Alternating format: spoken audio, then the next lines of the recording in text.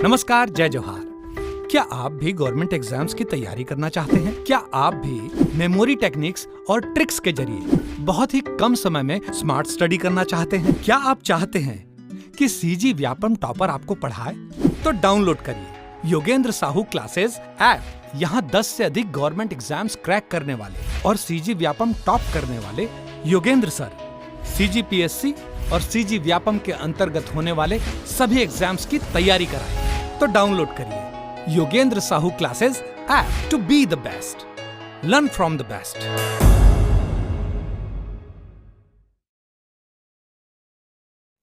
नमस्कार दोस्तों, आप सभी का स्वागत है योगेंद्र साहू ऑनलाइन क्लासेस में।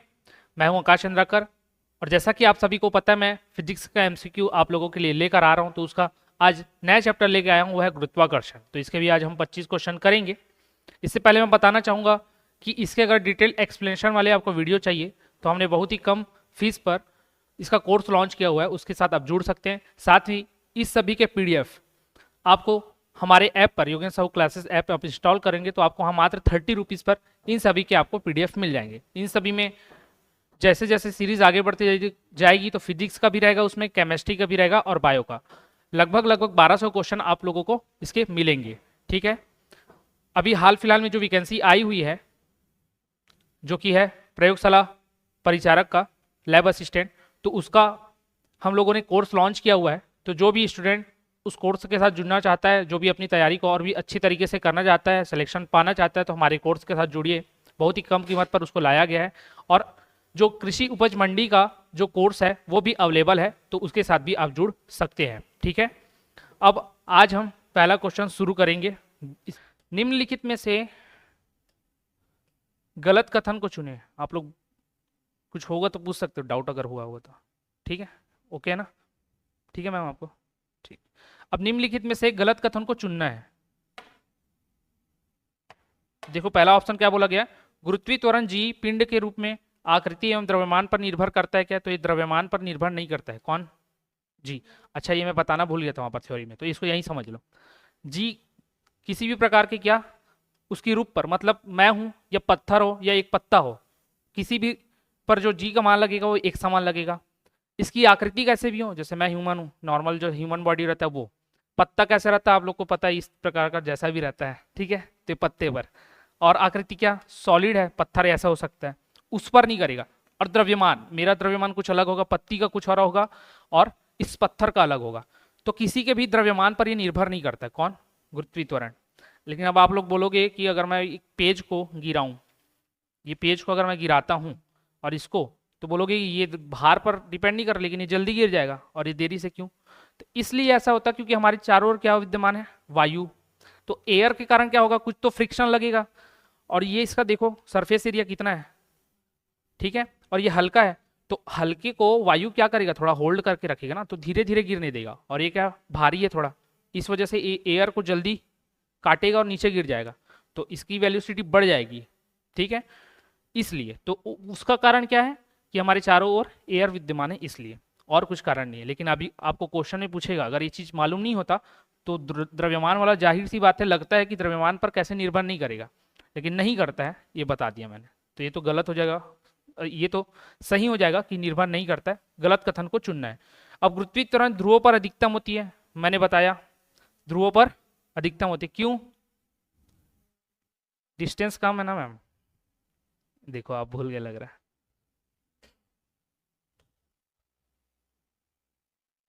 यहीं पर बता देता हूं, ये पृथ्वी है, ये रेडियस था, ये ज्यादा वैल्यू था, ये कम वैल्यू था। तो यहां पर जी की वैल्यू अब जब देखें Gm/r², ये पढ़ेंगे, तो जहां ये वैल्यू कम होगा वहां वैल्यू क्या होगा, ज्यादा। तो ध्रुवों पर क्या है ये वैल्यू, तो ये क्या होगा, अधिकतम होगा ना। गुरुत्वीय त्वरण भूमध्य रेखा पर न्यूनतम होता है, ये भी मैंने बताया। बचा क्या, यदि लिफ्ट किसी त्वरण से ऊपर की ओर जा रही है तो पिंड किसी आभासी भार उसके वास्तविक भार से कम हो जाता है। तो ऊपर की ओर जाएगा तो भार कम नहीं होता, बढ़ जाता है। तो सही आंसर क्या हो जाएगा आपका, ऑप्शन नंबर डी। क्लियर है, क्योंकि गलत पूछा था। क्वेश्चन नंबर 2 देखते हैं। दिए गए दो कथनों ए और बी में कौन सा कथन सत्य है, गुरुत्वाकर्षण बल क्या है? तो इसके बारे में पूछ रहा है। पहला बोला दो वस्तुओं के द्रव्यमान के गुणन का सीधा अनुपातिक होता है, तो हाँ ये तो सही है, पढ़े हम लोग m1 m2 के क्या होता है, डायरेक्टली प्रोपोर्शनल होता है गुरुत्वाकर्षण बल। दो वस्तुओं के बीच की दूरी के वर्ग के सीधा अनुपातिक में होता है क्या, नहीं, तो ये इन्वर्सली प्रोपोर्शनल होता है, तो ये तो गलत हो गया। तो ऑप्शन बी आपका गलत है, यहाँ पर सत्य लिखा नहीं। ऑप्शन बी सॉरी कथन बी जो है वो असत्य है और कथन ए जो है क्या है वो सत्य है, तो आपका ऑप्शन सी आ जाएगा आंसर। क्वेश्चन नंबर 3 देखते हैं, सार्वत्रिक गुरुत्वाकर्षण नियतांक का ऐसा ही मात्रक क्या होता है, तो मैंने बता दिया था न्यूटन मीटर स्क्वायर पर केजी स्क्वायर, तो यहाँ पर लगेगा, ठीक, यहाँ लगा लेना, स्लैश आएगा। नॉर्मल ये क्वेश्चन ना 3 से 4 बार मैंने देखा है एग्जाम में, तो इसको ध्यान में रख लेना, ये पूछा जाएगा। दो वस्तुओं के बीच की दूरी यदि 2 गुना कर दिया जाए तो इन दोनों के बीच बल पर क्या प्रभाव पड़ेगा।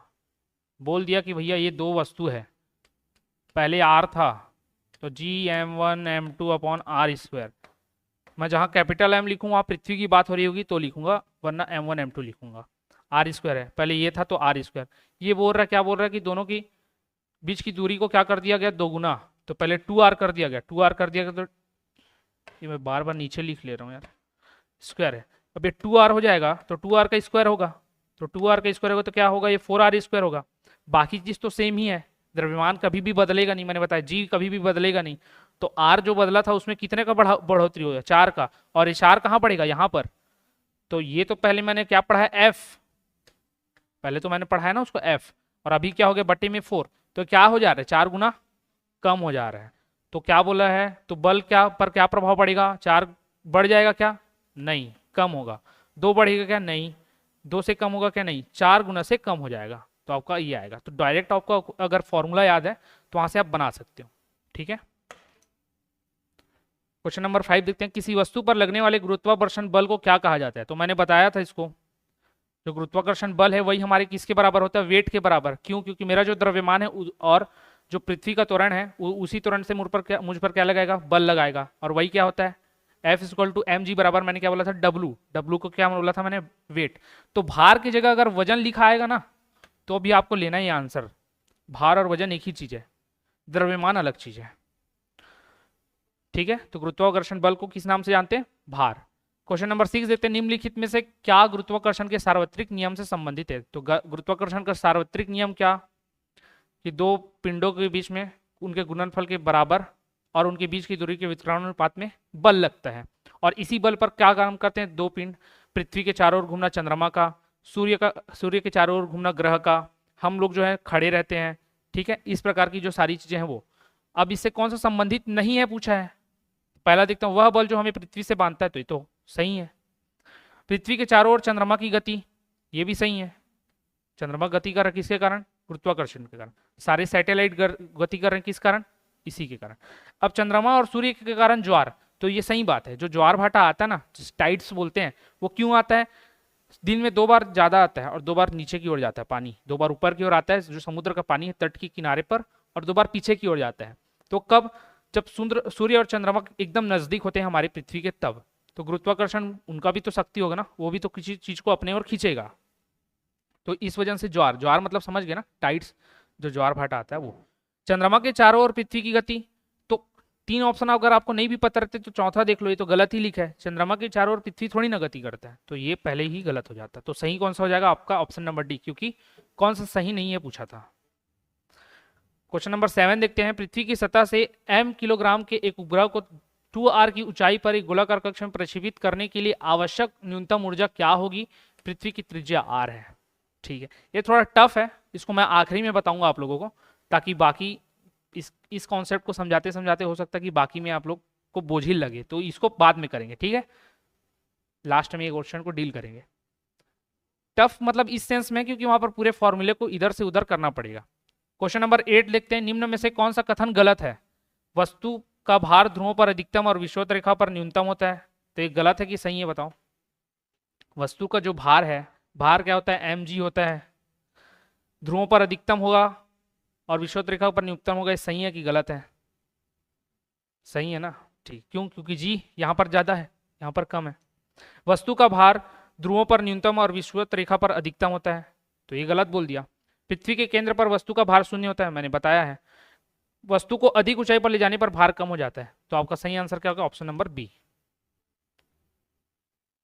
दो निकायों के बीच आकर्षण बल 1/9 F है, तो इन दो निकायों के बीच की दूरी क्या होगी? ठीक है भाई, दूरी निकालने बोला है। तो बल के बारे में बात किया क्या? आकर्षण बल, उसको हम लोग गुरुत्वाकर्षण बल भी बोल सकते हैं। और नॉर्मल क्या होता है? Formula F=G m1m2/r²। अब ये बेसिक फॉर्मूला है, किसी से भी कभी भी क्वेश्चन इस टाइप का है या दूसरे टाइप का है, आपको अगर रिलेट करना हो तो इस फॉर्मूले से करना है, क्योंकि उसमें किसी के भी बारे में बताया नहीं गया, वेट कितना है, दूरी कितना, कुछ नहीं बताया। बस बोल दिया कि जो बल हो जाता है वो कितना हो जाता है? 9, 1/9 मतलब F/9 लिख सकता हूँ उसको। ठीक है, अगर किसी को मैथ्स नहीं आता होगा तो ये इसका मतलब ये है, तो ये 1 से किसी भी चीज को गुना करो वही आएगा F/9। ठीक, अब देखना F/9 हो जाता है। ठीक है, अब किसमें दोनों निकायों के बीच दूरी क्या होगी? अब मैंने बताया कि द्रव्यमान कभी भी क्या नहीं होगा? बदलेगा नहीं। तो बदलेगा क्या? आर ही बदलेगा ना, क्योंकि ये भी तो नियत रहेगा 6.67 इंटू 10⁻⁻11, ये तो हमेशा कांस्टेंट रहेगा। ये भी नहीं बदलेगा, ये भी नहीं बदलेगा, कहीं भी ले जाओ द्रव्यमान चेंज नहीं हुआ, ये चेंज होगा। तो मुझे मालूम है कि चेंज यही होने वाला है। अगर कॉन्सेप्ट क्लियर है तो मुझे मालूम है कि चेंज यही होने वाला है, तो भी मैं डायरेक्ट आंसर निकाल सकता हूँ। कैसे आंसर निकाल सकता हूँ? 1/9 हो रहा है भाई, और इससे जस्ट पहले वाले में क्या देखे थे? अगर 2 गुना हो जाता है तो 2 का क्या हो गया था? 4। तो मतलब ये 9 भी किसी के वर्ग में आया होगा, तो किसका वर्ग होता? 3 का। तो आंसर डायरेक्ट 3 आ जाएगा, अगर कॉन्सेप्ट क्लियर है तो। अगर नहीं समझ में आ रहा है तो बेसिक से बना लेते हैं। बेसिक से क्या? जी तो वही रहेगा भाई, m1 भी वही रहेगा, m2 भी वही रहेगा।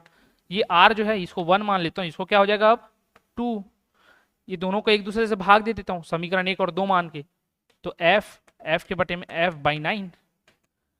अब देखो, अगर मैं इसको इस तरीके से लिखूं तो ये ऐसे आएगा, ऐसे आएगा, तो ये f और ये f आपस में कैंसल, ये g और ये g cancel, m1 m2 cancel, बचा क्या? ये 9 जो था चौथा पद है, तो ऊपर जाके क्या हो जाएगा? ऊपर आ जाएगा। ये R2 ऊपर चले जाएगा R1 के, R1 का स्क्वायर। ये क्लियर है आपको? क्लियर है? मैथ्स बैकग्राउंड से हो आप? बायस में, ठीक है, इसको मैं बाद में क्लियर कर दूंगा। ठीक, तो क्या होता है जनरली जो चौथा पद होता है ना वो पहले पद की ओर चले जाता है। ठीक है, अब ये 9 है। अब देखो यहाँ भी स्क्वायर, यहाँ भी स्क्वायर है, तो इसको मैं क्या लिख सकता हूँ? R1/R2 का पूरा स्क्वायर लिख सकता हूँ। क्लियर है ना? तो ये अब ये स्क्वायर है, इसको मैं उधर पक्षांतर करूंगा तो क्या हो जाएगा? वो रूट में चले जाएगा 9, और 9 का रूट क्या निकलता है? 3। अब मुझे पूछा क्या था? इन दोनों के बीच की दूरी, मतलब नई दूरी। पुरानी दूरी में तो F होता मेरा बल, नया दूरी के अकॉर्डिंग 1/9 है, मतलब R2 के बारे में पूछ रहे हैं। अच्छा, ये R2 ऊपर है, ये R2 ऊपर जाएगा ना, ये R2 नीचे था, ये ऊपर जाएगा। यहाँ 2, यहाँ 1, यहाँ 2, यहाँ 1, तो R2/R1 क्या निकाला? 3। तो R2 बराबर क्या निकल जाएगा? 3 इंटू R1। तो दूरी क्या हो जाएगी? 3 गुनी हो जाएगी। तो ऐसे भी निकाल सकते हो, जिन लोग ऑनलाइन देख रहे हैं पॉज करके लिख लेना। क्वेश्चन नंबर 10 देखते हैं, निम्न में से कौन सा प्लेनेटरी बॉडीज के लिए केपलर के नियमों में से एक सही है? तो केपलर के नियम हम लोगों ने पढ़ा है। ऑप्शन देखते हैं, एक ग्रह का ग्रह पथ 2 केंद्र बिंदुओं में से एक पर सूर्य के साथ एक अंडाकार होता है। तो केंद्र पर नहीं होता, वो मैंने क्या बोला था? फोकस पर होता है।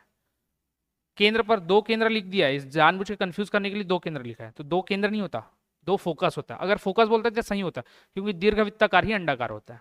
तो ये तो अब गलत हो गया। दूसरा देखते हैं, और पूछा क्या है हम लोगों को? सही क्या है? एक ग्रह और सूर्य को जोड़ने वाली रेखा खंड समय के बराबर अंतराल के दौरान बाहर नहीं होगा, बराबर बराबर होगा, बराबर बराबर क्षेत्रफल बनाती है। तो मैं बताया तो है कि बराबर बराबर क्षेत्रफल बनाती है, लेकिन इसने क्या बोला? रेखा, एक रेखा खंड समय के बराबर अंतराल में। तो समय के बराबर अंतराल में नहीं होगा, क्योंकि मैंने बताया था, क्योंकि वो जब दीर्घवृत्ताकार पथ में गति करता है तो उसकी गति क्या होती है? सूर्य के नजदीक में ज्यादा होती है, और इधर क्या होती है? कम होती है। तो इधर जब वेग कम है या गति कम है तो समय क्या लेगा? ज्यादा लेगा ना। तो समय क्या होगा? बराबर रहेगा क्या? नहीं, तो ये भी गलत हो गया। हाँ हाँ, वेग रहता तो सही हो जाता, क्षेत्रीय वेग जिसके बारे में बात की थे। यह एक एक यह कि कक्षीय अवधि का वर्ग अपने कक्षीय अवधि का वर्ग मतलब कक्षीय अवधि मतलब उसी के बारे में बात कर रहे हैं, टी के टी का वर्ग अपने ग्रह पथ की अर्ध प्रमुख धुरी के घन के अनुपातिक होता है क्या? अगर ये ढंग से नहीं पढ़ोगे ना, इस शब्द को नहीं समझोगे तो ये सही लगेगा। ये बोल रहा है अर्ध प्रमुख धुरी, अर्ध प्रमुख मतलब आधी की बात कर रहे हैं, लेकिन ये इसमें केंद्र ये है तो ये कहीं पर भी ना त्रिज्या ऐसे बराबर नहीं होगी, सब जगह अलग अलग होगी। और मैंने क्या बताया था, एवरेज औसत, औसत दूरी के घन के बराबर। तो अर्ध प्रमुख धुरी के बराबर मत मार देना, औसत का रहता है ना वो, तो ये याद रखना। तो ये भी नहीं होगा क्योंकि अर्ध प्रमुख धुरी मतलब क्या, यहां से यहां तक मान लिया ये। और मैंने बताया कि सूर्य तो यहां पर बैठा हुआ है। अब देखते हैं कक्षीय अवधि ग्रह के द्रव्यमान पर निर्भर होती है। तो कक्षीय अवधि मतलब कक्ष में जो परिक्रमण कर रहे हैं ना, परिभ्रमण काल, ये द्रव्यमान पर निर्भर होती है। तो वेग की बात कर रहे हैं, कक्षीय अवधि, अवधि आया मतलब क्या, मैं जितनी स्पीड से जाऊंगा तो उतना मेरे समय कम लगेगा, अगर मैं स्पीड कम रखूंगा तो मेरा समय ज़्यादा लगेगा। और स्पीड किस पर डिपेंड करेगा, अगर मैं भारी हूं तो क्या मैं जल्दी दौड़ पाऊंगा? नहीं, ठीक है, एक्सेप्शन को छोड़ दो, नहीं कर पाते हैं। और जो हल्का है वो जल्दी, या आप एक कण को ले लो, एक पत्थर को आप तेजी से कब घुमा पाओगे, जब वो हल्का होगा। तो जब वो हल्का होगा मतलब द्रव्यमान पर निर्भर करेगा ना वो, और यहाँ पर वही बोल रहे हैं। और जब यहाँ पर मैंने बताया था इसमें कि गति यहाँ पर पार कर पाती है, या इसको नहीं भी समझोगे तो अलग अलग जो ग्रह है उसका वेट अलग अलग है, अलग अलग साइज के हैं वो लोग। बुध बहुत छोटा है, बृहस्पति बहुत बड़ा है, तो उन लोग के हिसाब से ही आप जान सकते हो। अगर जियोग्राफी पढ़ोगे तो जो सबसे छोटा होता है ना जल्दी कर लेता है कवर। तो द्रव्यमान पर निर्भर ये करता है, केपलर का नियम। ये डायरेक्ट तो नहीं बोला गया था, जो हम लोग 3 नियम पढ़े उसमें डायरेक्ट कहीं पर भी नहीं आया कि द्रव्यमान पर निर्भर करता है। लेकिन यहाँ कक्षीय अवधि की बात कर रहे हैं, टी, तो टी क्या है, वेट पर डिपेंड करता है, इसलिए। क्वेश्चन नंबर अब 11 देखेंगे। किसी गेंद को यदि ऊपर की ओर 25 मीटर पर सेकंड के प्रारंभिक वेग से फेंका जाए तो अपने उच्चतम बिंदु तक पहुंचने में कितना समय लगेगा? जी का मान 10 मीटर पर सेकंड लिया जाता है। तो मैंने बोला था 9.8, ये तो फिर 10 देगा, तो दोनों में से कोई एक दे सकता है। अब ऊपर की ओर फेंका जा रहा है 25 मीटर पर सेकंड की स्पीड से, तो उच्चतम बिंदु तक हो सकता है भाई यहाँ से फेंका गया यहाँ पहुंचा होगा। अभी इस पॉइंट पर पहुंचने के लिए उसको कितना समय लगा ये आपको निकालना है, मतलब टी निकालना है। तो देखो ये गुरुत्वाकर्षण में पूछा गया है जी का मान देकर, इसलिए इस क्वेश्चन को गुरुत्वाकर्षण में मैंने लिया है। लेकिन बेसिकली यहाँ पर कौन सा फॉर्मूला यूज होगा, आपके गति का। गति के 3 समीकरण होते हैं, उसमें से पहला समीकरण होता है v equal to u plus a t. ये फॉर्मूले से आप निकाल पाओगे। क्यों निकाल पाओगे? यू प्रारंभिक वेग दिया है भाई, यू की मान पता चल गया। अब कहीं पर भी नियत अंतिम स्थिति पर पहुंचेगा तो अंतिम स्थिति पर v का मान होगा। अब उच्चतम बिंदु पर रुकने के बाद बोला है कि आगे बढ़ा है कि नहीं बढ़ा है। अब कोई भी चीज को मैं ऐसा फेंका तो जब हाईएस्ट पॉइंट पर पहुंचा तो क्या हो गया था, रुक गया था। रुक गया था मतलब v क्या होगा, 0। u क्या होगा, 25, प्रारंभ बोल दिया ना, स्टार्टिंग। अब यहाँ पर a की वैल्यू देखना, a कहीं पर बताया क्या, नहीं बताया है, लेकिन g बताया है। और कोई भी चीज ऊपर जाएगा तो उस पर कौन सा त्वरण काम करेगा या कौन सा बल काम करेगा? बल के रूप में पूछे तो गुरुत्व बल, और त्वरण है तो कौन सा, गुरुत्वीय त्वरण। और आप क्या कर रहे हो, उसके अगेंस्ट जा रहे हो। अगेंस्ट जाओगे मतलब क्या होगा, माइनस हो जाएगा। और टी आपको क्या दिया गया है, निकालना है, टी आपको निकालना है। ये माइनस क्यों समझ में आया, क्योंकि आप उसके अगेंस्ट काम कर रहे हो, गुरुत्व के अगेंस्ट काम कर रहे हो तो माइनस आएगा। अब ये 25, ये क्या हो जाएगा, माइनस जी टी। जी की वैल्यू मुझे पता है क्या रखना है, 10, तो मैं रख लेता हूँ, अब पक्षांतर कर देता हूँ उसको, तो ये भी पॉजिटिव हो गया, ये भी पॉजिटिव हो गया। टी मुझे चाहिए, जी की वैल्यू 10 दी है तो 25 बटे क्या कर दूंगा, 10, तो ये क्या निकल जाएगा, 2.5। ये किस में आएगा, सेकंड में आएगा, तो 2.5 सेकंड आपका आंसर होगा। ऑनलाइन वाले पॉज करके लिख लेना, लिख लिए थोड़ा जल्दी।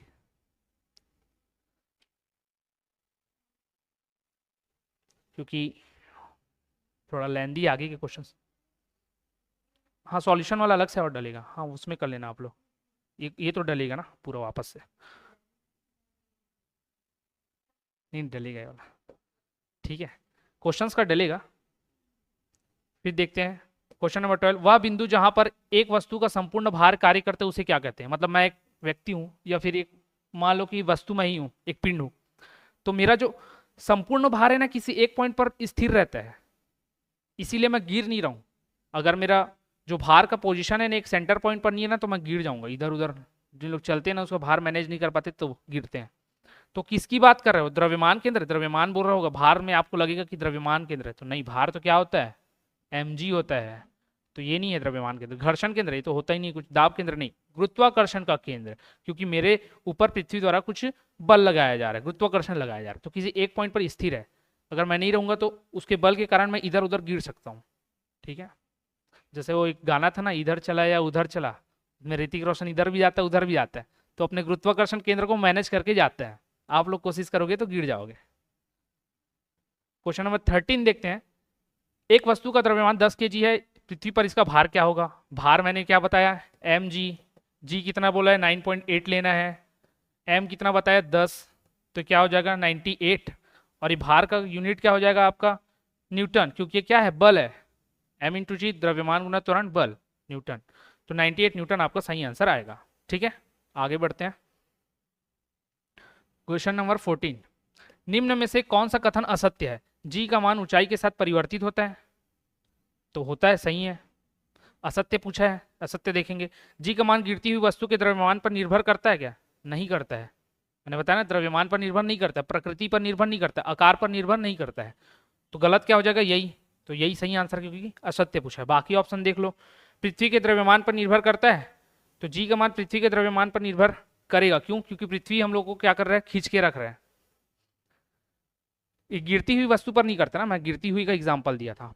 ठीक है, अब क्योंकि अब यहाँ पर बोलोगे कि सर ये द्रव्यमान क्यों आ रहा है, यहाँ क्यों नहीं आ रहा, तो इसका फॉर्मूला देखो आप, इसमें जी कैपिटल एम आता है अपॉन आर स्क्वायर आता है। यहाँ पर पिंड का द्रव्यमान आया कहीं पर भी नहीं आया, तो वस्तु का द्रव्यमान ही नहीं है उसमें, ये आया है तो इस पर डिपेंड करेगा, इसलिए यहाँ करेगा। पृथ्वी की गहराई में जाने पर जी का मान क्या होता है, परिवर्तित होता है, और केंद्र पर क्या हो जाता है, ठीक, शून्य हो जाएगा वो।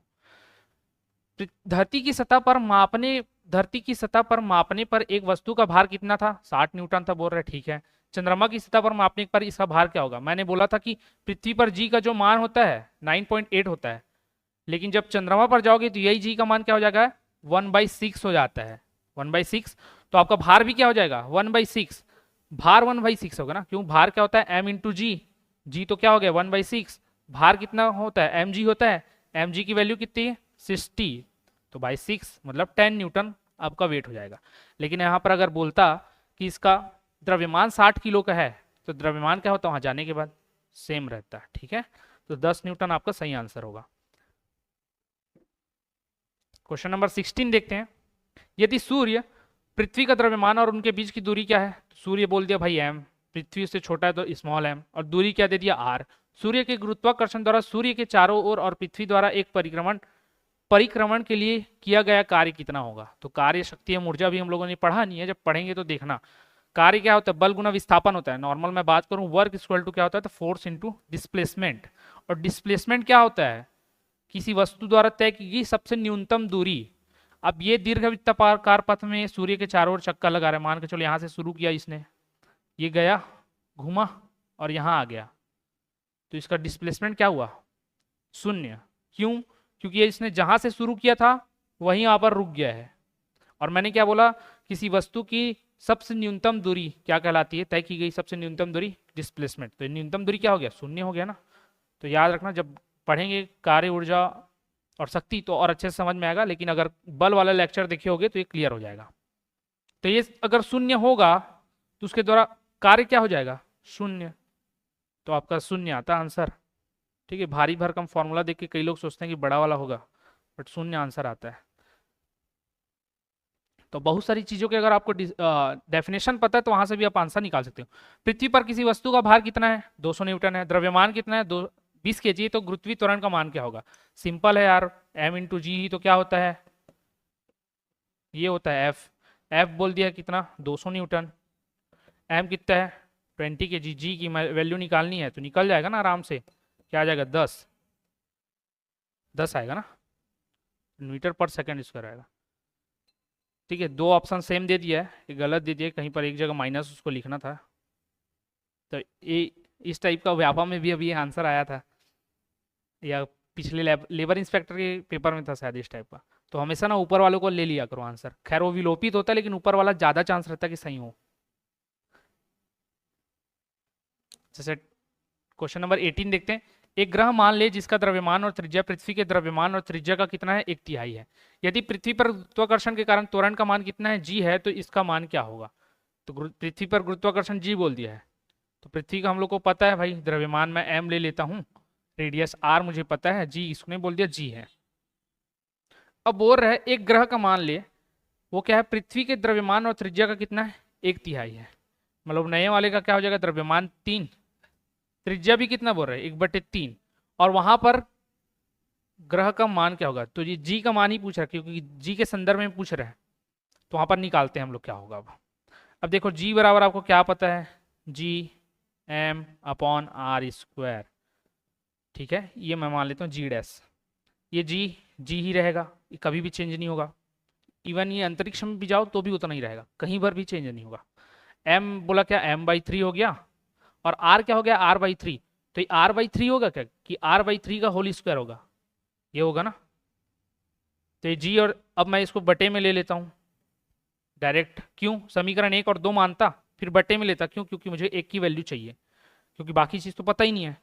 तो देखो जी तो कैंसिल हो जाएगा, m और m कैंसिल हो जाएगा, ठीक है, बचेगा क्या, g/g डैश इक्वल टू ये r/3 का होल स्क्वायर, ये चौथा पद था, क्योंकि कैसे चौथा पद, 1 2 ये 3 और 4, तो चौथा ऊपर चले जाएगा, तो ये r/3 का स्क्वायर मतलब r²/9, 3 का वर्ग 9, और ये r² का r², तो ये और ये क्या हो गया, कैंसल हो गया, ठीक है। और ये 3 बचा था ना, ये 3, तो ये 3 कहाँ रहेगा, अच्छा ये 3 को मैं लिख सकता हूँ यहाँ पर, क्योंकि ये तीसरा पद है, तो दूसरा पद और तीसरा पद क्या हो जाता है आपस में गुना, तो ये 3, अब ये 3 और 3 क्या होगा आपस में कैंसल, तो बचा क्या, 3 बस। तो g बराबर क्या हो जाएगा, 3, सॉरी, अब ये g/g डैश है, इसको पहले g/g डैश लिख देते हैं। यहाँ क्या बचा, 1/3 ना, इसको 3 मत लिख देना, ये 3 कहाँ पर है, दूसरे पद में है, तो क्या आएगा 1/3, और मुझे वैल्यू किसकी चाहिए, g डैश की, तो g डैश को मैं उधर ले गया और ये इसको इधर लाया, तो 3g आया, तो इसकी वैल्यू क्या हो जाएगी, 3g आपका आंसर है। अगर ये कॉन्सेप्ट क्लियर रहता ना, तो जैसे इससे पहले 3 निकाले थे, वैसे इसको भी निकाल सकते थे। कैसे, मुझे पता है द्रव्यमान 1/3 हुआ, तो भाई हाँ 3, त्रिज्या भी क्या हो गई, 1/3, लेकिन त्रिज्या 1/3 हो गई है, मतलब उसका वर्ग हो जाएगा, तो मतलब कितना हो जाएगा, 1/9, ठीक है। और ये किसने बटे में है ना, m के, तो ये डायरेक्ट मैं काट सकता था 3, ये 3 ही बचता, बाकी तो कट जाता, क्योंकि बाकी क्या है, सिमिलर है। तो क्वेश्चन इस टाइप के करने से होगा, अदरवाइज आप ये बेसिक फॉर्मूला याद रखो तो उससे बनेगा, क्योंकि ये आपको धोखा नहीं देगा, वो धोखा दे सकता है। तो आपको पता रहना चाहिए कि आपको धोखा कौन देगा और कौन नहीं, तो उसके अकॉर्डिंग चलना है। क्वेश्चन नंबर 19, किसी वस्तु का पृथ्वी की सतह पर द्रव्यमान 60 kg है, तो चंद्रमा पर क्या होगा, सेम। इसीलिए बता रहा था क्योंकि इस टाइप का क्वेश्चन पूछा गया है। ये डाटा बस चेंज कर देता है, 60 90 30 35 जो रखना रखेगा, लेकिन ये पूछेगा, तो द्रव्यमान कभी भी चेंज नहीं होगा। क्वेश्चन नंबर 20 देखते हैं, एक कार पुल से गिरते हुए 0.8 सेकंड में भूमि पर गिर जाती है, ठीक है भाई, 0.8 सेकंड में गिर गई, तो भूमि पर टकराने के समय इसकी चाल कितनी होगी, तो भूमि पर टकराने के समय इसकी चाल पूछी गई है। अगर त्वरण क्या दिया गया है, 10 मीटर पर सेकंड। अब एक हाइट से गिरेगा, मान के चलो इस हाइट से ही गिर गया, यहाँ पर कितना समय लगा, इसको 0.8 सेकंड का समय लगा है। अब इसमें क्या पूछ रहा है, टकराने के समय इसकी चाल क्या थी, मतलब अंतिम वैल्यू पूछ रहा है, प्रारंभिक वैल्यू प्लस 80, इसी फॉर्मूला से मैं जा सकता हूं। अंतिम वैल्यू पूछ रहा था v, u आपको पता है क्या, नहीं पता है, और किसी भी चीज की प्रारंभिक स्पीड क्या होगी, 0 होगी, जब तक कि उसको बताया नहीं गया है, तो ये 0 हो गया। अब यहाँ पर g जो रहेगा वो नीचे की ओर गिर रहा है, नीचे की ओर गिर रहा है, या ऊपर की ओर जब भी जाएगा तो कौन सा त्वरण काम करेगा, गुरुत्वीय त्वरण। लेकिन ऊपर ले जाते हैं तो माइनस में, और नीचे गिरता है तो प्लस में, क्यों, क्योंकि आप उसके डायरेक्शन में आ रहे हो, आप उसके साथ आ रहे हो, क्योंकि आपको पृथ्वी इसी ओर ना खींचेगा, इस ओर तो नहीं खींचेगा, तो जब उल्टा जाओगे तो माइनस, जब नीचे की ओर ही आओगे तो क्या होगा, प्लस में रहेगा, तो यहाँ पर प्लस g ही आएगा। और उसकी वैल्यू कितना लेने बोला है, ये जहां पर भी ये दिख जाए ना तो समझ लो कि इसका काम है वहां पर, तभी वो दे रहा है, ऐसे ही उसको लिखने का शौक नहीं था कि दे दिया, तो जहां काम है वही देगा। तो ये 10 हो गया। आपको समय क्या दिया है, 0.8 सेकेंड, मल्टीप्लाई करोगे तो कितना हो जाएगा 8, ठीक है। और ये केस ना सेकंड में था, 1 सेकंड कर जाएगा तो मीटर पर सेकंड। और वेग भी था, अगर वो समझ नहीं आया यहाँ कैसे आया तो भी आपको पता है वेग का मात्रक क्या होता है, मीटर पर सेकंड। तो आपका आंसर क्या होगा 8। तो यहाँ ऑप्शन डी वाला जो दिख रहा है वो है ना, सब जगह 8 है यहाँ पर, लेकिन वो पॉजिटिव है, ये ऑप्शन गलत डाले हैं। ये 1 की जगह ना 8 होगा, क्यों होगा वो भी दिखाता हूँ, ये देख लेना रोक के। ये देखो मीटर पर सेकंड स्क्वायर है तो त्वरण होता है, इस टाइप का तो होता ही नहीं है, एक ये होता है और इस टाइप का भी नहीं होता है। तो मीटर पर सेकंड तो आपको पता है, लेकिन ये ऑप्शन गलत लिखा है, यहाँ पर 8 लिखा होना चाहिए, ठीक है। टाइपिंग में शायद मिस्टेक हुआ होगा, तो यहाँ 8 मीटर पर सेकंड जो कि आपका आंसर है। तो अगर कहीं पेपर में भी इस टाइप का मिस्टेक रहे तो आप यूनिट के साथ भी जा सकते हो, ठीक है। अल्टीमेटली वो फिर विलोपित हो जाता है। क्वेश्चन नंबर 21, एक गेंद को 20 मीटर पर सेकंड के वेग से ऊर्ध्वाधर ऊपर की ओर फेंका जाता है तो 3 सेकंड पश्चात विस्थापन का परिमाप क्या होगा। फिर जी दिया है, मतलब इसका काम है। अब विस्थापन की बात की गई, विस्थापन जहां भी पूछे ना इस टाइप के क्वेश्चन में या फिर नॉर्मल गति के क्वेश्चन में विस्थापन या स्थिति लिख दिया तो वहां पर ना हमेशा आपको सेकंड या थर्ड नियम को लगाना होगा। लेकिन यहाँ पर सेकंड नियम लगेगा, क्यों? क्योंकि मेरे को बोला है कि वेग से, मतलब मैं जैसे शुरू में फेंकता हूँ तो 20 मीटर पर सेकंड की वेग से फेंकता हूँ, तो प्रारंभिक स्पीड मेरे को दे दिया गया है। तो इसको बनाते हैं, एस इक्वल टू सेकंड ये होता है UT plus half eighty square होता है। मैंने बोला जी दिया है, मतलब इसका काम है, और ऊपर की ओर फेंक रहे हैं मतलब जी क्या होगा, नेगेटिव। ये 20 है, कितने सेकंड तक जाता है, बोल रहा 30 सेकंड तक जाता है, प्लस हाफ ये माइनस हो जाएगा क्योंकि माइनस जी काम करेगा, ऊपर जा रहा है तो जी की वैल्यू क्या है 10, तो क्या होगा -10। टी कितना दिया था 3, तो 3 का क्या हो गया स्क्वायर। अभी 2 से 5 बार में जाएगा ना, और 3 तिया 9 और 9 पंचे 45, लेकिन कैसा 45 है माइनस में, और ये 20 दिया 60, वैल्यू क्या आ गई 15। तो 15 मीटर ये ऊपर की ओर जाएगा, 15 मीटर ये ऊपर की ओर जाएगा। आपका ऑप्शन नंबर बी सही है। क्लियर है ये। क्वेश्चन नंबर 22 देखते हैं, और एक क्वेश्चन ऊपर में छूटा हुआ है ना, वो थोड़ा टाइम लेगा। एक रॉकेट 20 मीटर प्रति सेकंड की एक स्थिर गति के साथ ऊर्ध्वाधर ऊपर की ओर तरफ यात्रा करने के लिए लॉन्च किया गया है। तो किस स्पीड से बोल रहा है, 20 मीटर पर सेकंड की स्पीड से वो जा रहा है ऊपर की ओर, लेकिन 35 सेकंड यात्रा करने के बाद रॉकेट में कोई समस्या उत्पन्न हो जाती है, ठीक है भाई, और इसकी ईंधन की आपूर्ति रुक जाती है। इसके बाद रॉकेट मुक्त निकाय की भांति कार्य करता है। मुक्त मतलब एकदम फ्रीली वो घूम रहा है, फ्रीली मोशन कर रहा है। इसके द्वारा प्राप्त की गई ऊंचाई क्या होगी। तो सबसे पहले सीधा सीधा बता दिया है, डिस्टेंस आपको तय करना है। डिस्टेंस क्या होता है,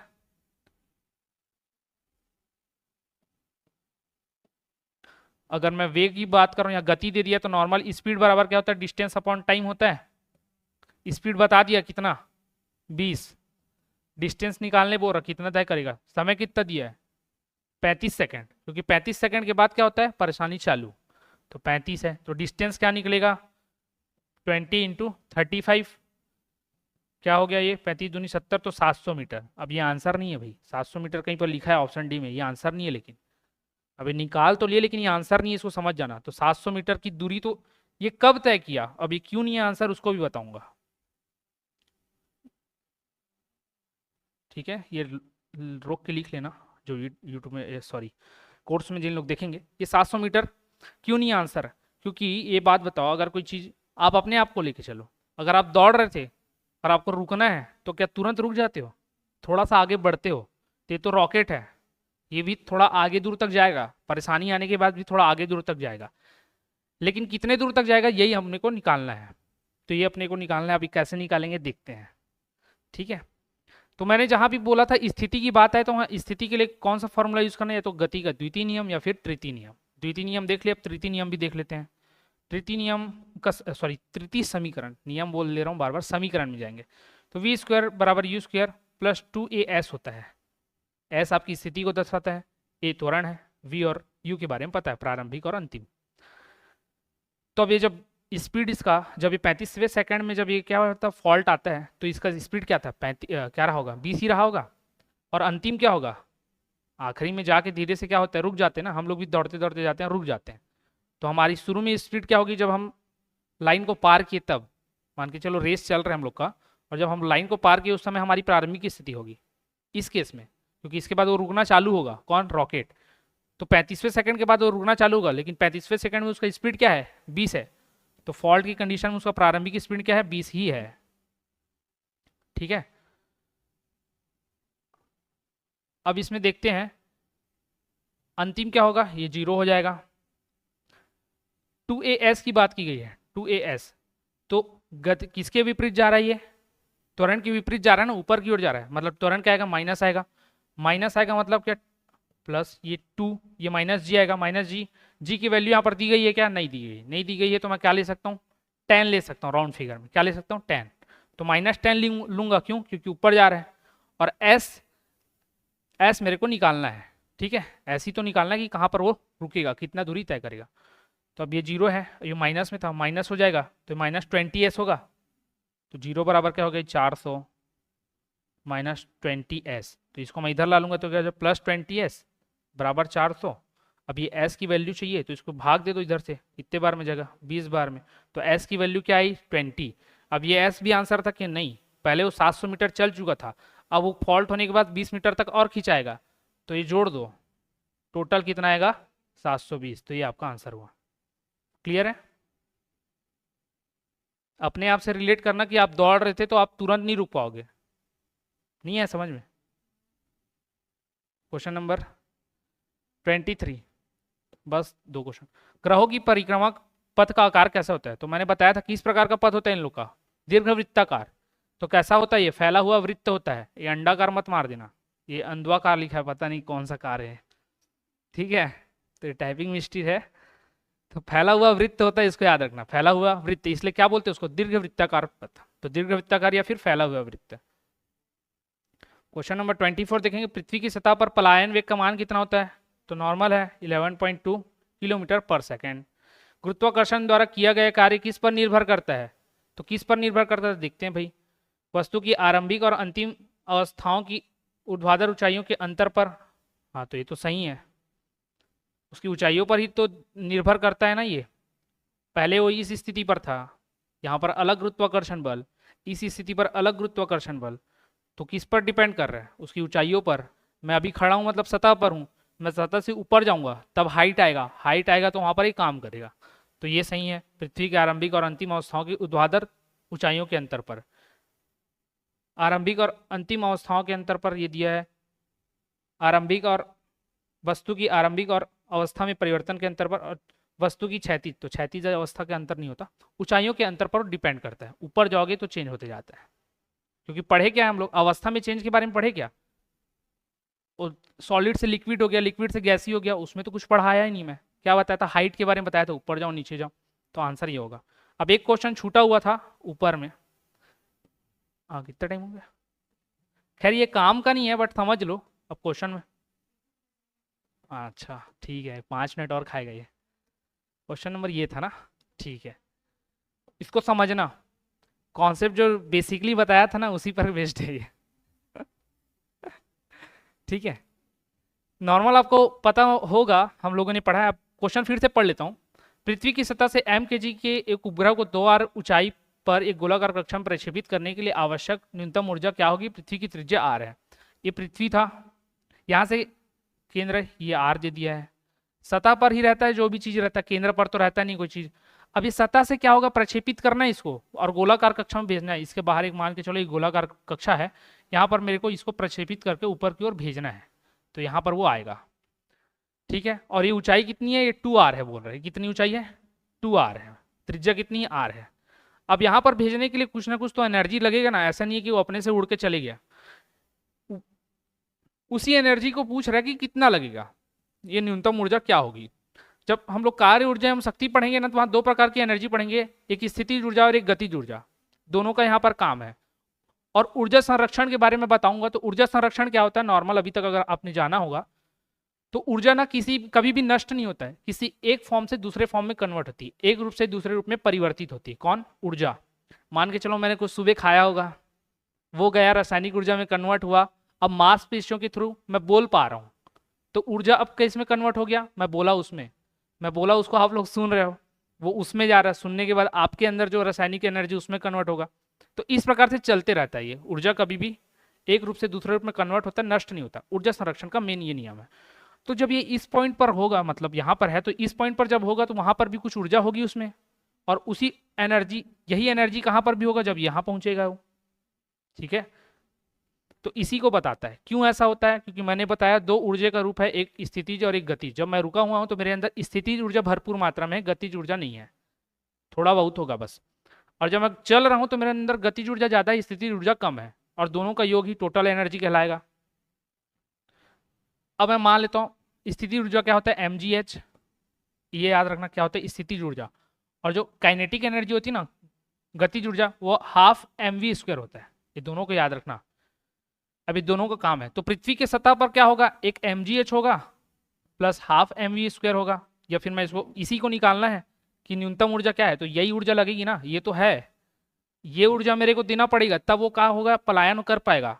तो इसी ऊर्जा को मेरे को निकालना है, तो इसको मैं मान के चलता हूँ सूत्र के रूप में ना मान के, के ई काइनेटिक एनर्जी। और ये कहाँ पर वाला है, अर्थ के पास कितना है, क्योंकि शुरू में तो मूवमेंट लेगा ना भाई, चलने से पहले मूवमेंट लेगा सैटेलाइट। अब जब बाहर गया तो वहां पर भी एक mgh लगेगा, क्योंकि वो बाहर पहुंच चुका है, और वहां पर जाने के लिए जो उसके पास गतिज ऊर्जा था वो भी लेगा, तो वहां पर भी mgh लगेगा और प्लस हाफ mv² लगेगा। तो उसका द्रव्यमान m था, v की गति से गया, तो ये तो ठीक है। अब ये mgh क्या है, तो देखो mgh में आपको पता होना चाहिए कि जो g की वैल्यू है वो क्या हो सकती है। g की वैल्यू मैंने आप लोगों को क्या पढ़ाया था, gm/r², ये पढ़ाया था। यहाँ पर मैं उस वैल्यू को रख सकता हूँ। तो ये स्मॉल m, g ये कैपिटल M बताया था मैंने, और r² क्या है, त्रिज्या, त्रिज्या मेरे क्या बताया, r ही बताया, तो मैं r ही रख सकता हूँ। अब हाइट क्या है यहाँ पर, r होगा ना, मैं पृथ्वी की सतह पर खड़ा हूँ, तो केंद्र से मेरी ऊंचाई कितनी हुई, r ऊंचाई हुई, और ये h उसी की बात कर रहा है, क्योंकि गुरुत्वाकर्षण बल केंद्र की ओर से लग रहा है, ठीक है। तो जी h क्या ले सकता हूँ मैं, r, क्योंकि मैं अभी कहाँ पर हूँ, मतलब सैटेलाइट कहाँ पर, यहाँ पर है, दूरी कितना है, r। काइनेटिक एनर्जी को काइनेटिक एनर्जी लेना बोला मैंने, सेम यहाँ पर भी तो कर सकता हूँ, m तो कहीं भी जाओ सेम रहेगा, g क्या हो जाएगा, gm/r²। तो ये r² होगा क्या, r² के अलावा ये क्या जुड़ेगा, इसमें 2r नहीं जुड़ेगा, तो ये 2r का होल स्क्वायर। क्यों, क्योंकि अब उसकी स्थिति कहाँ पहुंच गई, यहाँ पर, तो लंबाई कितनी होगी, r + 2r, ये होल स्क्वायर। लेकिन h क्या लूंगा, r बस लूंगा कि r + 2r लूंगा, r + 2r लूंगा ना, क्योंकि ऊंचाई भी तो बढ़ गई, s से अब वो 2r में पहुंच गया। ये तो सिमिलर ही रहेगा, जो द्रव्यमान उसका द्रव्यमान, और वेलोसिटी जिस वेलोसिटी से गया वो। तो देखो यहाँ पर ये और ये कैंसिल हो जाएगा, सेम पद दिख रहा है, तो एक चीज बस बचेगा, यहाँ पर ये r से ये r कैंसिल हो जाएगा स्क्वायर, तो बचेगा क्या, पेन का कलर चेंज, बचा क्या, स्मॉल m बचा, g m बचा अपॉन क्या बचा, r बचा, प्लस के ई, ये क्या बचा, g m m upon r + 2r। तो मैं इसको क्या लिख सकता हूँ, डायरेक्ट 3r लिख सकता हूँ, तो 3r लिख दिया मैंने, प्लस हाफ mv²। अब ये पद इसके बराबर दिख रहा है क्या, सेम दिख रहा है ना, इसको मैं पक्षांतर कर देता हूँ उस साइड, कहाँ करूँ पक्षांतर, इसको हटा देता हूँ, यहीं पर करके देखता हूँ कोशिश करके।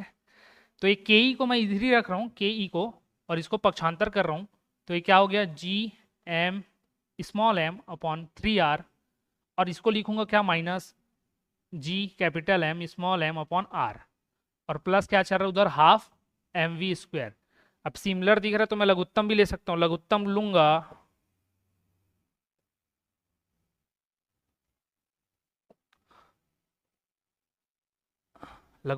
तो क्या आएगा, 3r आएगा। के ई को नहीं लिख रहा हूँ ना, क्योंकि उधर चल रहा, समझने का स्पेस कम है, तो ये 3r ही आएगा। तो ये 3r था, तो सिमिलर उतर जाएगा, लेकिन यहाँ पर r था, तो ये 3 इससे मल्टीप्लाई हो जाएगा, एलसीएम जब लेते हैं तो ये 3 टाइम्स हो गया, और कितने टाइम्स है, 1 टाइम्स, तो क्या हो जाएगा, माइनस, तो माइनस क्या हो जाएगा यहाँ पर, 2gm स्मॉल m, ये आएगा, प्लस हाफ mv²। एक ये के ई आया, ये के ई की वैल्यू इतनी आ गई। अब जब के ई की वैल्यू आ गई, के ई की वैल्यू, लेकिन मेरे को के ई इस फॉर्मेट में नहीं चाहिए मेरे को, तो यहाँ पर आंसर उस टाइप का दिख नहीं रहा है। अब देखना, जब मैं v को हटा लूंगा ना, तो v की वैल्यू अगर मेरे को पता चल जाएगी ना, तो बाकी चीज़ें भी निकल जाएगी आराम से। यहाँ पर v बस ऑड 1 है, बाकी इसका द्रव्यमान जो भी रहा होगा वो द्रव्यमान रहेगा, r वही रहेगा, पिंड का भी द्रव्यमान वही रहेगा। v क्या है ये मैं निकाल लेता हूँ, तो v कैसे निकलेगा अभी देखना।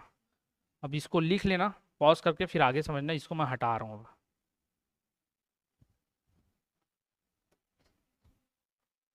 इतना टफ क्वेश्चन नहीं आएगा, बट इससे वो क्वेश्चन मैंने देखा था तो मैं करा देता हूँ। क्या पता अगर कोई लोको पायलट का तैयारी कर रहा हो और उसके पेपर में इस टाइप का क्वेश्चन आ गया तो बोलेगा फिर कि इस टाइप के क्वेश्चंस कराए नहीं थे। तो जो चाहते हैं तो ये क्वेश्चन स्किप कर सकते हैं देखने वाले, और जिनको चाहिए कि हाँ मैं उस तरीके का तैयारी कर रहा हूँ उस एग्ज़ाम का, तो वो पढ़ लेना। अब देखो, अब ये पहुँचेगा यहाँ पर। मैंने एक बनाया था ना, ये क्या बनाया था, पृथ्वी बनाया था। यहाँ पर पहले वह सैटेलाइट था, अब यहाँ पहुँच गया था सैटेलाइट। ये 2R है और ये R है, ये बताया था। 2 मिनट बस लगेगा, हो जाएगा, बस 2 मिनट। ठीक है। अब यहाँ पर क्या है, केंद्र पर जब भी कोई वृत्ति गति करती है, कोई भी चीज़ वृत्ति गति करता है तो क्या लगता है, अभिकेंद्री बल लगता है उसका। अभिकेंद्री बल किधर लगता है, केंद्र की ओर लगता है। और अभिकेंद्री बल का मान क्या होता है, mv²/r। अब ये यहाँ पर गति कर रहा है तो यार क्या हो जाएगा, r + 2r। और ये अभिकेंद्री बल किसके बराबर होगा, जो पृथ्वी घुमाने के लिए गुरुत्वाकर्षण बल लगाएगा उसी के बराबर होगा ना। क्योंकि चंद्रमा क्यों घूम पा रहा है, क्योंकि गुरुत्वाकर्षण बल उस पर काम कर रहा है। तो ये गुरुत्वाकर्षण बल के बराबर होगा। और गुरुत्वाकर्षण बल क्या होता है, Gm/r²।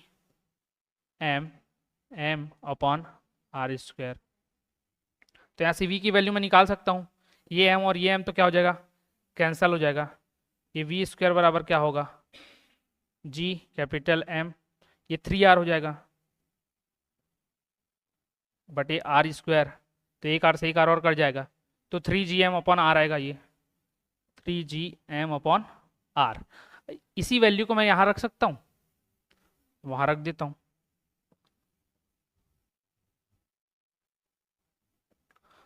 अब मैंने वहाँ रखा, इधर काइनेटिक एनर्जी चल रहा है ना, तो ये -2Gm/3r हुआ, ये +½ ये m था, v की वैल्यू, v² की वैल्यू रखोगे तो 3Gm/r आएगा ना, 3Gm/r। तो इसको डायरेक्ट लिखते हैं, ये 3Gm/r। फिर लघुत्तम लोगे 2 और 3 6 आएगा, 6r आएगा। नहीं स्क्वायर ये कट गया था, एक r ऊपर था, नॉर्मल r, एक r कट गया। ये माइनस में है ना, ये माइनस है, बराबर ये वाला था, ये माइनस है। तो ये 2 बार गुना करोगे, लघुत्तम अगर लेना आता तो ये कितना, -4Gm। ठीक है, प्लस ये 3 3 कितना हो जाएगा, 9 Gm। ठीक है, ये कैपिटल M है और स्मॉल m सामने था, पीछे लिख दिया। अब ये कितना बचा, 5। तो कितना बचा, 5Gm/m/6r। और इसको 5 और 6 को यहाँ अलग लिख दिया है, mg और r को लिख दिया है। तो यही आया है आंसर। ठीक है, ये 5/6 mg × r। तो 5/6 mg × r, ये एक m को हटा दिया है, कहाँ से हटाया वही जाने, टाइपिंग मिस्टेक। तो इसको समझना, ठीक है, क्योंकि एक m हमारा सभी जगह चलते हुए आ रहा है। तो पृथ्वी की त्रिज्या क्या होगी, अब त्रिज्या के बारे में पूछा था, ये काइनेटिक एनर्जी हुआ, सॉरी पृथ्वी की त्रिज्या नहीं, एनर्जी के बारे में पूछा था। तो एनर्जी कौन सा वाला ही लगेगा, जो ke चलते आ रहा था ना। क्यों, क्योंकि इतना ही तो एनर्जी चाहिए होगा ताकि वो प्रक्षेपित हो सके। तो वो न्यूनतम एनर्जी कितना है, ये 5/6 Gmm/r। ठीक है, अच्छा ये m यहाँ से कैंसिल हो गया था यार, तो इधर भी पहले हुआ रहा होगा, वो हटा दिया हूँ मैं। तो देख लेना वीडियो में, अगर मैं m हटाया हूँ ना तो m हटा देना, क्योंकि यहाँ से देखो कैपिटल M बस बचा है, ये स्मॉल m नहीं आएगा। क्या, अच्छा वो वाला लगेगा ना, तो इसमें आया क्यों नहीं, प्रिंट मिस्टेक है क्या ये। एक बार मैं अगले लेक्चर में बता दूंगा कि सही ऑप्शन में क्या रहा होगा, लेकिन हम लोगों ने सॉल्व किया वो सही है, कहीं पर दिक्कत नहीं है। तो ये वाला आपका सही आंसर होगा 5/6 mg × r। एक बार मैं चेक करके बता दूंगा। तो ये 25 क्वेश्चन थे जिसको करना था, ग्रेविटी कंप्लीट हो गया, इससे बाहर नहीं आएगा। सबसे टफेस्ट जो क्वेश्चन था यही था, इससे ज़्यादा टफ कहीं पर भी नहीं पूछा जाएगा। सारे आपके फॉर्मूले याद होने चाहिए, फॉर्मूला पर बेस्ड क्वेश्चन बनेगा। जो कैपिटल जी का मान बनाया था वहाँ से आता है, नॉर्मल स्मॉल जी, और कथन कारण वाले मैंने बता दिए, केवलर का नियम भी बता दिया। इससे ज़्यादा कुछ नहीं आएगा, ठीक है। और आ गया तो फिर भगवान भरोसे, तो इस वीडियो में इतना ही रखते हैं, धन्यवाद। अगला लेक्चर लेके आएंगे, उसमें हम लोग कार्य ऊर्जा एवं शक्ति पढ़ेंगे। ठीक है।